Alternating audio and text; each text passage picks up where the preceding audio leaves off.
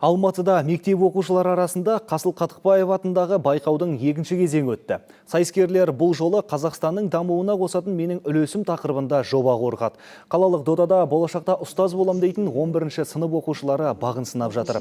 Биыл 8 ауданнан 100-ден аса тәлімгер бақтарын сынауға өтінім білдіріп, оның 40-қа жуығы іріктелген. Сынақтан сүрінбей өткен бас жүлдегер Абай атындағы Қазақ ұлттық педагогикалық университетінің грантына ие болады.